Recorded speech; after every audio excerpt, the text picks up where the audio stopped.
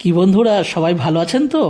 তো বন্ধুরা, আজকে যে রেসিপিটা আমি আপনাদের সাথে শেয়ার করব সেটা হচ্ছে মেথি শাক ভাজা। বন্ধুরা, এই শীতকালে মেথি শাক দারুণভাবে অ্যাভেলেবেল থাকে।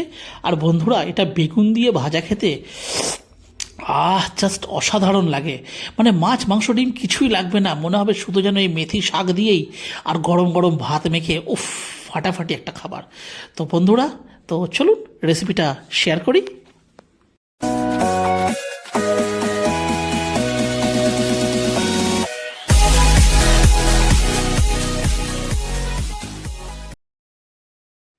তো দেখুন বন্ধুরা, এখানে রয়েছে দেখুন মেথি শাক।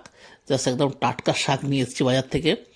আর বন্ধুরা, প্রথমে দেখুন এই টাটকা শাকের ওপরে মানে এই মেথি শাকের যে শুধুমাত্র যে পাতাগুলো দেখুন ছাড়িয়ে ছাড়িয়ে আলাদা করে রাখছে। এই যে শাকটা বাচ্ছে আমার মা।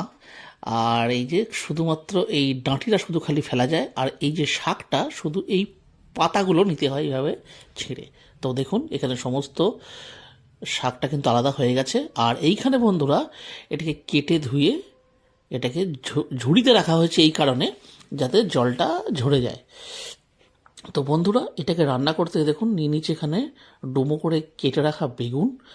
আর কারণ বন্ধুরা, এটা বেগুন দিয়ে খুব ভালো হয়। আর এটা হচ্ছে বন্ধুরা পাঁচ ফোড়ন, আর নিয়ে নিয়েছি ঝালের জন্য কাঁচা লঙ্কা, ব্যাস এইটুকুই। আর বন্ধুরা, এই রান্নাটা হবে কিন্তু একদম খাঁটি সর্ষের তেল দিয়ে।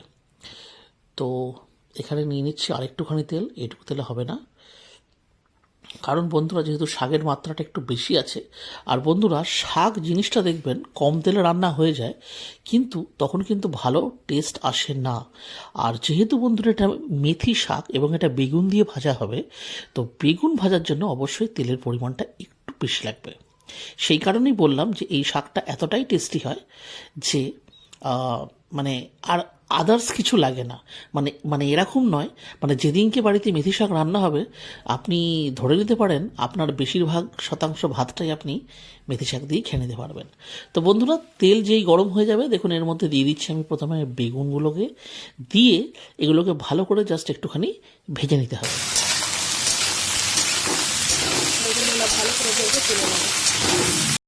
তো বন্ধুরা, 2 মিনিট ভাজা হয়ে গেছে। এখানে দিয়ে দিচ্ছি দেখুন পরিমাণ মতন হলুদের গুঁড়ো। আর এখানে আমরা দিয়ে দেবো পরিমাণ মতন লবণ। দিয়ে এবার এটাকে এই নুন হলুদ দিয়ে বেশ কিছুক্ষণ আর একটু ভেজে নিতে হবে, যতক্ষণ না বেগুনগুলো একটু সফট হয়ে যায়।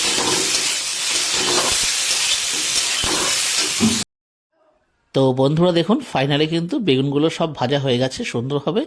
এবার বেগুনটাকে আলাদা একটা বাটিতে আমি তুলে রাখছি।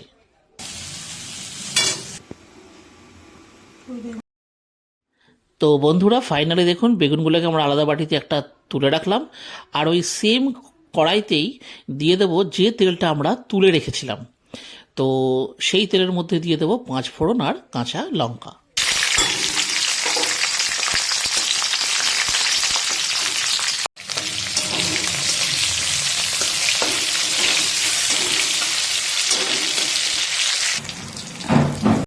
তো বন্ধুরা, এখানে ফোড়নটা হয়ে গেছে। এবার এর মধ্যে দিয়ে দেবো কেটে বেছে ধুয়ে রাখা মেথি শাকগুলো।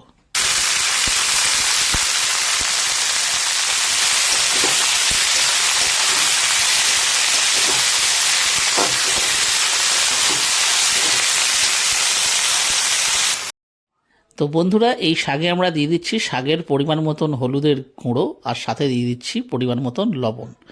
তো বন্ধুরা, এখানে এই নুন আর হলুদটা দেওয়ার সময়তে একটু মাথায় রাখতে হবে যে এই শাকটার যে ভলিউম মানে যে পরিমাণ সেটা হতে পারে এতটা, বাট এটা কিন্তু যখন রান্না হয়ে যাবে তখন কিন্তু আর এতটা পরিমাণ থাকবে না। তাহলে সেই কথাটা মাথায় রেখে কিন্তু নুন আর হলুদটা আপনাদেরকে দিতে হবে। দিয়ে এইভাবে ভালো করে এটা করে দিতে হবে মিক্স।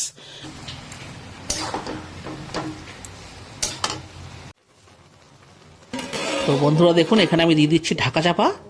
গ্যাসের ফ্লেমটা কমিয়ে দিচ্ছি, এভাবে রাখবো 10 মিনিটের জন্য। তো দেখুন এখানে 10 মিনিট হয়ে গেছে। আর এই দেখতে পাচ্ছেন কি কতটা ভলিউম ছিল, আর এখন কি পরিমাণে দেখুন শুকিয়ে গেছে। তো বন্ধুরা, এখনও কিন্তু শাকের মধ্যে কিন্তু ময়েশ্চার রয়েছে, মানে সামান্য একটু জল জল ভাব আছে, সামান্য। তো তো বন্ধুরা ফাইনালি দেখুন শাকটা কিন্তু সেদ্ধ হয়ে গেছে। আর এই সময়তে ভেজে রাখা যে বেগুনটা ছিল সেটাকে এর মধ্যে দিয়ে হালকা হাতে এটাকে মিক্স করে দিতে হবে। কারণ বন্ধুরা যেহেতু বেগুনটা প্রপারভাবে ভাজা হয়ে গেছিলো, সুতরাং এখন যদি বেগুনটাকে বেশি নাড়াঘাটা করা হয় তাহলে বেগুনগুলো কিন্তু একদম পেস্ট হয়ে যাবে, মানে বেগুনগুলো ঠিক আর খুঁজে পাওয়া যাবে না। তো দেখুন ভালো করে হয়ে গেছে মিক্স।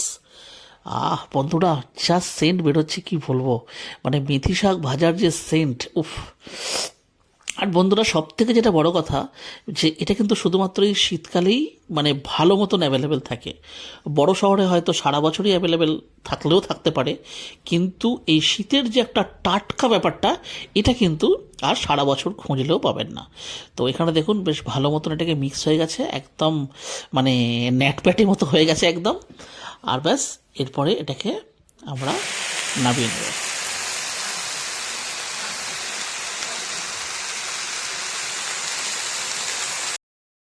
তো বন্ধুরা তাহলে আজকের ভিডিওটা তাহলে আমি এখানেই শেষ করছি। যদি আজকের আমাদের এই রেসিপিটা আপনাদের ভালো লেগে থাকে তাহলে অবশ্যই ভিডিওটিকে একটি লাইক দেবেন।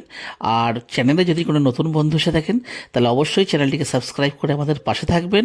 তাহলে আবার দেখা হচ্ছে অন্য কোনো ভিডিওতে অন্য কোনো রেসিপির সাথে। ততদিন পর্যন্ত কিন্তু নিশ্চয়ই ভালো থাকবেন। টাটা।